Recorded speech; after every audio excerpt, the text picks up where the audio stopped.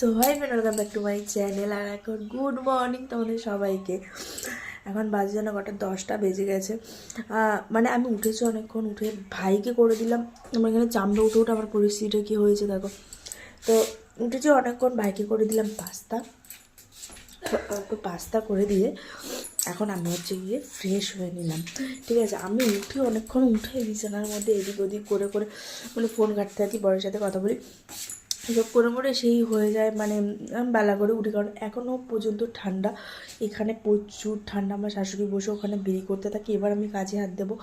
আর এখানে রাখা হয়েছে হচ্ছে কি আজকে মাছ, সকাল সকাল মাছ রাখা হয়েছে, এই টিফিন গাড়িতে ঢুকিয়ে রেখেছি। এখানে কী মাছ জানি না, বাটা মাছ আর কী সব মাছ মিক্সড করা। চলো দাওয়ার কী করছে দেখা খাচ্ছি। কী রে, তোর খাওয়া হয় না? মা ও টিভি দেখে। 10টা 2 বাজে, তাড়াতাড়ি তাড়াতাড়ি, হ্যাঁ ঠিক আছে। একটু পাস্তাটা দেখা, প্লেটটা তোর। এই যে আমার ভাইয়ের জন্য পাস্তা করে। ভাই কেমন আছে পাস্তা? ভালো। তাকিয়ে বল, তাকিয়ে বল। ভালো। তো এখানে বিছানা তুলতে হবে, তারপরে ওই যে ওখানে শাশুমা, এখানে শাশুমা বসে বিড়ি কাটছে, মানে পাতা কাটছে। আর এই যে আমার মিঠাই রানী, মিঠাই রানীকে এখন ঘুম থেকে উঠাবো। মিঠাই রানী,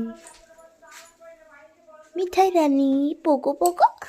তো এই যে হচ্ছে গিয়ে আমি দেখো তো সোয়েটার মেটার পুরো পুরো রেডি হয়ে রয়েছি, ফ্রেশ হয়ে গেছি পুরো একদম। তো ভাই একঘেয়ে সেই জীবন, আবার সেই কাজ স্টার্ট করো, কাজ রান্না খাওয়া দাওয়া, এছাড়া আর এই জীবন নেই। সারাক্ষণ কাজ আর কাজ এই বাড়িতে।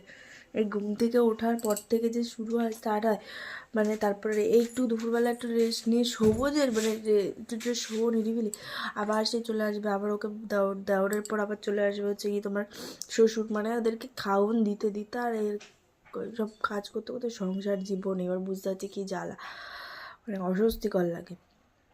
আর তারপরে একবারে রাত্রে গিয়ে রেহাই, রাত্রে সব বাসনপত্র সব কিছু তো শেয়ার করা হয় না, করে তারপরে রেহাই। চলো স্টার্ট করা যাক আজকের দিনটা। টাটা।